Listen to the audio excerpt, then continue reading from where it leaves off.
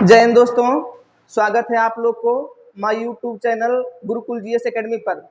आज के वीडियो की क्लास उन विद्यार्थियों को समर्पित है जो विद्यार्थी आगामी प्रतियोगी परीक्षा में बैठेंगे और वैसे प्रतियोगी परीक्षा जिसमें इतिहास विषय से अत्यधिक सवाल पूछे जाते हैं। तो आइए आज के वीडियो के माध्यम से इतिहास की समझ को विकसित करना चाहेंगे और इससे कुछ ऐसे सवाल पर अध्ययन करेंगे जो आने वाले प्रतियोगी परीक्षाओं के लिए काफ़ी महत्वपूर्ण होते हैं। तो आइए देखते हैं इतिहास। इतिहास को हम लोग अध्ययन करेंगे प्राचीन काल से। इतिहास हिस्ट्री। इतिहास के बारे में अगर कहा जाए तो इतिहास को हम लोग 3 खंडों में बांटकर अध्ययन करेंगे। 3 खंडों में बांट करके अध्ययन करेंगे। तो सबसे पहला खंड जो आज होंगे वो प्राचीन इतिहास। प्राचीन इतिहास, प्राचीन काल। अगर प्राचीन काल की बात किया जाए दोस्तों, तो प्राचीन काल को 3 भागों में बांटा गया है। प्राचीन काल को 3 भागों में बांटा गया है। कौन कौन सी भाग में बांटा गया है? तो सबसे पहले देखेंगे प्राग काल, उसके बाद आदिकाल, उसके बाद ऐतिहासिक काल। दोस्तों, प्राग काल की बात करें तो प्राग इतिहास उस समय की घटना है जिस समय का ना तो अभी तक उसका कोई साक्ष्य मिला है, ना ही उसका कोई प्रमाण मिला है, ना ही उसका कोई सांकेतिक साक्ष्य मिला है और ना ही इसका कोई लिखित है। इसी काल को प्राग काल कहते हैं, अर्थात वैसे इतिहास काल जिसकी ना तो कोई जानकारी प्राप्त है परंतु उसके बारे में कल्पना किया जा सकता है। यह कल्पना किया जा सकता है कि प्राग काल के लोग किस तरह से अपना जीवन व्यतीत करते होंगे, किस तरह से अपना जीवन जीते होंगे और किस तरह से सभ्यताओं को विकसित करते होंगे। इस तरह के काल को प्राग काल कहते हैं। परंतु प्राग काल की कोई ऐसी घटना नहीं मिला है, कोई ऐसी चीज जानकारी नहीं मिला है जिससे उनकी सभ्यताओं को समझ सके। उसके बाद आते हैं आदिकाल। आदिकाल की बात किया जाए तो आदिकाल में वैसी घटना को अध्ययन करेंगे जहाँ से उसका कुछ प्रमाणिक स्रोत है परंतु उसको पूरा समझा नहीं जा सका है। कुछ सिंबॉलिक है, कुछ स्थानिक है, कुछ उसका विकसित है। ऐसी सभ्यता भी है जिसे हम लोग आदिकाल कहेंगे, परंतु आदिकाल की सभी घटना को पूर्ण रूप से समझा नहीं जा सका है। उसके बाद आते हैं इतिहास काल। इतिहास काल की सदी वहाँ से प्रारंभ होते हैं जहाँ से ईसा पूर्व इसके बारे में लिखित जानकारी भी है और साक्ष्य भी है, परंतु आदिकाल के बारे में कुछ सिंबॉलिक है, कई महत्वपूर्ण जानकारियाँ भी है परंतु इसे ढंग से नहीं समझा गया है। इसी काल को कहा जाता है सिंधु घाटी सभ्यता, सिंधु सभ्यता। इस काल में जो विकसित सभ्यता हुई है उसी को बोलेंगे सिंधु सभ्यता, सिंधु घाटी सभ्यता या सिंधु सभ्यता, सिंधु घाटी सभ्यता या सिंधु सभ्यता। सिंधु घाटी सभ्यता के बारे में बात किया जाए तो सिंधु घाटी आज से लगभग 4.5 से 5,000 वर्ष की इतिहास सिंधु घाटी सभ्यता को बताती है। तो हम लोग अध्ययन करेंगे सिंधु घाटी सभ्यता के बारे में। सिंधु घाटी सभ्यता वैसी सभ्यता है जो आज से लगभग 4,500 से 5,000 वर्ष पुरानी है। और सिंधु घाटी सभ्यता को अध्ययन करने के लिए सबसे पहले इसकी एक घटना के बारे में एक कहानी के तौर पर हम लोग अध्ययन करेंगे। कहानी के तौर पर अगर अध्ययन करने की कोशिश करते हैं तो सिंधु घाटी सभ्यता के बारे में कहा जाए तो जिस प्रकार से मानकर चलते हैं, क्योंकि सिंधु घाटी सभ्यता से जो साक्ष्य मिले हैं वो प्रमाणिक तो है परंतु उसे ठीक से अध्ययन नहीं किया जा सका है।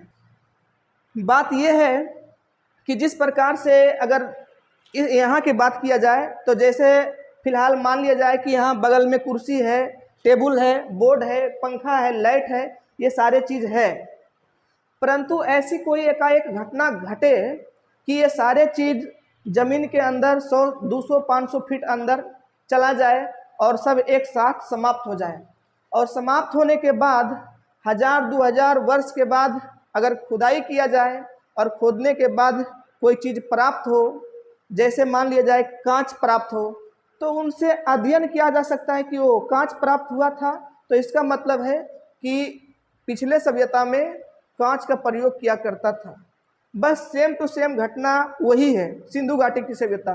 सिंधु घाटी सभ्यता की बात किया जाए तो ये आज से 4.5 बरस पहले की घटना है कि जब सिंधु घाटी के लोग किस तरह से थे, किस तरह से अपना जीवन गुजर बसर करते थे, किस तरह से सभ्यता थे, तो उस तरह से चलते थे। परंतु एकाएक समापन होने के बाद, एकाएक अंत हो जाने के बाद, एकाएक पतन हो जाने के बाद 1921 ईस्वी में फिर से इसकी खुदाई किया जा रहा है। तब से मालूम चलता है कि आज से कई वर्ष पहले कोई सभ्यता धरती पर विकसित थी और वह सभ्यता में लोग इस प्रकार से अपना जीवन गुजर बसर करते थे।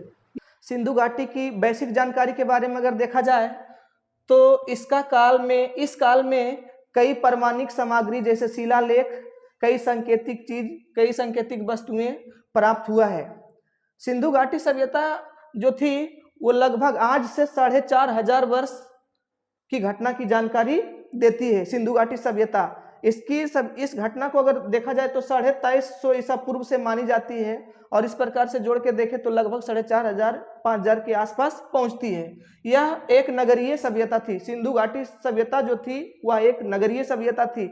आज से 4,500 वर्ष पहले, 5,000 वर्ष पहले इस देश में नगर का विकास हो चुका था। सिंधु घाटी सभ्यता से यह जानकारी प्राप्त होता है कि आज से 4,500 वर्ष पहले भी भारत में नगरीय सभ्यता थी, परंतु इसका पतन हो गया था। और पतन होने का क्या कारण था? ऐसे में यह एक सवाल उठते हैं कि सिंधु घाटी सभ्यता का पतन होने का मुख्य कारण क्या था।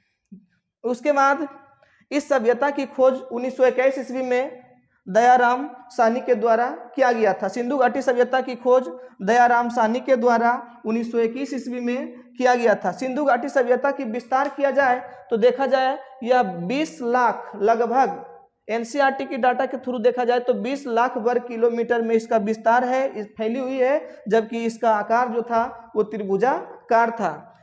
सिंधु घाटी सभ्यता की विस्तार की बात किया जाए तो सिंधु घाटी सभ्यता का जो विस्तार था वो त्रिकोणमितीय था और उसका विस्तार 20,000 किलोमीटर तक फैली हुई थी। इस प्रकार से देख सकते हैं कि सिंधु घाटी सभ्यता की लंबाई जो था, पश्चिम से उत्तर दिशा की फैलाव जो था वो 1600 किलोमीटर में था, जबकि उत्तर से दक्षिण की दिशा में फैलाव था, उसका फैलाव 1400 किलोमीटर तक था।